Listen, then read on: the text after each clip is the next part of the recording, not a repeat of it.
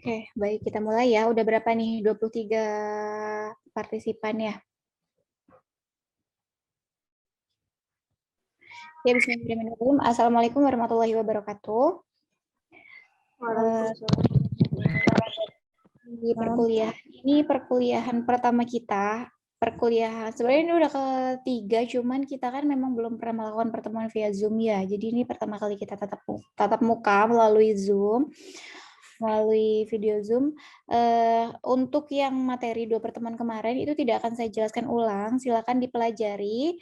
Kemudian nanti saya harap semuanya sudah bisa memahami materi yang sudah saya berikan 2 minggu sebelumnya. Sehingga nanti kalian bisa mengerjakan soal-soal pada saat ada ujian gitu. Nah, untuk yang pertemuan sekarang yang akan kita pelajari adalah mengenai pengertian dan kegunaan struktur dan posisi balance of payment. Nah, kalau boleh saya tahu nih, kalian kemarin itu belajar nggak ya materi yang sudah saya share di Pada?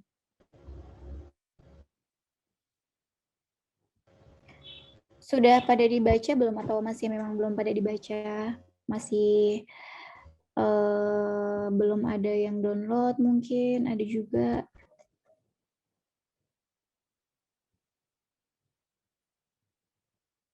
Gimana nih? Stephanie, sudah dibaca belum materi yang 2 minggu kemarin?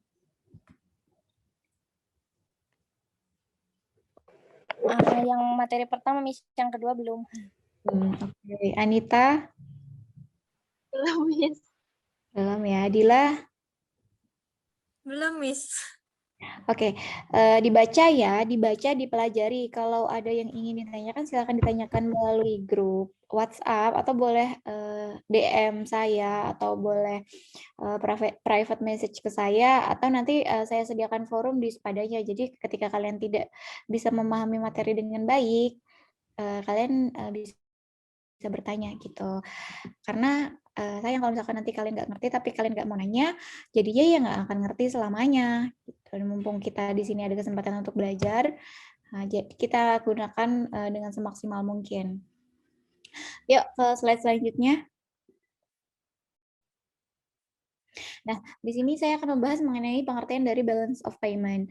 Jadi, balance of payment atau kita biasa sebut sebagai BOP itu adalah neraca pembayaran internasional, yaitu isinya adalah suatu catatan yang disusun secara akuntansi, sistematis tentang seluruh transaksi ekonomi yang meliputi perdagangan barang ataupun jasa, kemudian transfer keuangan dan juga moneter antara penduduk dan penduduk di dalam satu negara atau penduduk di luar negara atau yang disebut sebagai rest of the world.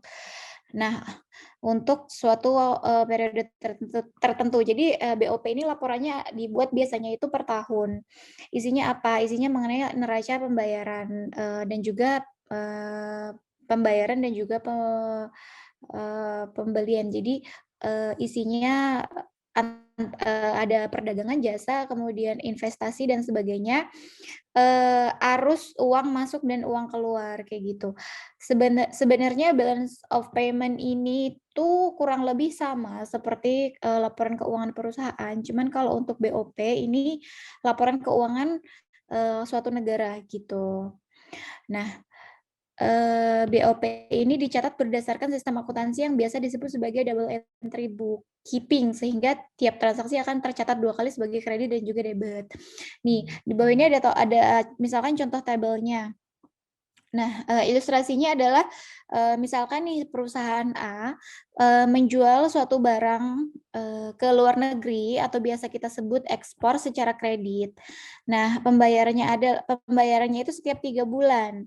Nah, ketika perusahaan di dalam negeri kemudian menjual barangnya ke luar negeri, itu kan nanti akan terjadi transaksi kredit. Kenapa? Karena di situ negara menjual barang ke negara yang lain, sehingga negara itu kan harusnya mendapatkan uang. Cuman karena pembayarannya itu biasa tempo, itu nanti masuknya ke modal keluar jangka pendek, masuknya ke debit. Kenapa ke debit di sini? Karena uangnya itu tuh belum ada di tangan kita loh, gitu. Uangnya itu tuh masih, dibayarkan secara tempo gitu. Nah, nggak apa-apa lanjut aja. Kegunaannya apa sih balance of payment ini? Secara umum nih, BOP itu berguna sebagai yang pertama membukukan seluruh transaksi internasional yang terjadi antara penduduk dalam negeri dan juga penduduk luar negeri. Kemudian mengetahui struktur dan komposisi transaksi ekonomi internasional suatu negara. Jadi di sini di suatu negara itu struktur dan komposisinya itu tuh apa aja sih adanya. Misalkan negara Indonesia itu kebanyakan ekspor dan impornya itu tuh di sektor apa sih? Apakah perdagangan atau sektor jasa atau sektor yang lain, seperti itu. Kemudian mengetahui mitra utama suatu negara dalam hubungan ekonomi internasional. Jadi kebanyakan itu transaksi negara kita itu lebih banyak dengan negara mana sih? Kemudian dengan negara itu tuh transaksi kebanyakan apa? Apakah ekspor ataukah impor, ataukah pembelian atau penjualan begitu. Selanjutnya mengetahui posisi keuangan internasional suatu negara. Jadi kita juga mengetahui apakah posisi keuangan kita itu dalam keadaan surplus atau dalam keadaan defisit. Nah, kemudian sebagai salah satu indikator yang akan dipertimbangkan IMF untuk memberikan bantuan keuangan terutama negara yang mengalami kesulitan BOP. Jadi IMF ini kan biasanya memberikan pinjaman kepada negara-negara berkembang di mana negara itu mengalami kesulitan dalam BOP-nya. Mungkin si BOP-nya negatif, defisit terus, kemudian akan diberikan stimulus pinjaman dari si IMF ini. Harapannya ya negaranya bisa berkembang, kemudian bisa meningkatkan ekspornya, sehingga nanti BOP-nya itu bisa lebih balance gitu. Sebagai salah satu indikator fundamental ekonomi suatu negara selain inflasi, GDP, dan sebagainya. Seperti halnya kita melihat sebuah laporan keuangan dari perusahaan, kita di situ juga bisa melihat keadaan fundamental dari perusahaan itu seperti apa dari laporan keuangan. Nah, sedangkan apabila kita ingin melihat keadaan kondisi fundamental ekonominya suatu negara, kita lihatnya dari ya BOP ini, dari laporan BOP suatu negara tersebut gitu. Slide selanjutnya. Nah, di sini struktur dan posisi BOP. Jadi, berdasarkan standar yang sudah ditetapkan oleh IMF, sebetulnya ada beberapa struktur yang harus ada di dalam balance of payment. Yang pertama adalah current account. Current account ini isinya apa sih? BOT. BOT itu balance of trade atau disebut sebagai neraca perdagangan. Jadi yang ada di dalam BOT itu adalah transaksi-transaksi perdagangan secara fisik atau tangible goods gitu ya. Kemudian BOS itu adalah balance of service. Biasanya di sini lebih ke intangible goods. Kemudian income net, current transfer net, dan unilateral account. Ekspor pada current account ini dicatat sebagai kredit dan impor itu sebagai debit. Jadi ketika kita melakukan perdagangan ke luar negeri kan kita mendapatkan uang tuh, kita catat sebagai kredit.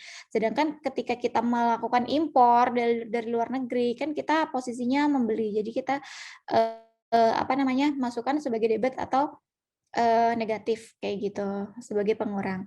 Nah, primary income terdiri dari foreign direct investment, portfolio investment, dan other investments. Jadi di sini ada income dari negara itu dari foreign direct investment. Jadi ada investasi dari luar negeri ke dalam negeri, kemudian portofolio dan investasi-investasi yang lain. Secondary income-nya adalah dari personal transfer dari personal. Balance of trade atau BOT, yaitu neraca perdagangan. Dalam neraca ini dicatat seluruh transaksi ekspor dan impor barang atau tangible goods dengan ketentuan ekspor barang dicatat sebagai kredit dan impor barang sebagai debit. Ini yang sudah saya jelaskan di atas tadi ya, ketika negara mengekspor suatu barang itu masuk di laporan keuangan masuknya ke kredit, sedangkan kalau impor itu masuknya ke debit gitu. Slide selanjutnya. Nah, di sini ada service account atau balance of service. BOS ini catatan transaksi lebih ke intangible goods. Transaksi yang termasuk service account itu seluruh transaksi ekspor impor, jasa, kemudian invisible, intangible goods. Jadi jasa-jasa yang misalkan gini, kita mengirim, TKI, TKW itu ke luar negeri, itu kan kita, negara kita berarti kan menyediakan jasanya. Nah, ini nanti laporannya masuknya ke balance of service karena yang dijual adalah jasa. Seperti halnya juga ketika ada, tenaga kerja Indonesia yang kemudian, bekerja sebagai konsultan di suatu negara, itu, si fee royalti dari konsultannya itu sendiri nanti masuknya ke si, laporan di bagian service account ini.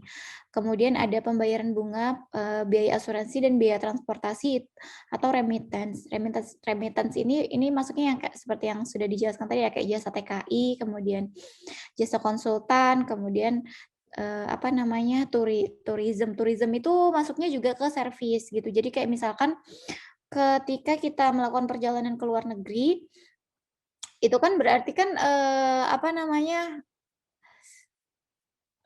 kita berkunjung ke luar negeri kan kita mengeluarkan uang, untuk ke, luar. Jadi masuknya ke si service account ini.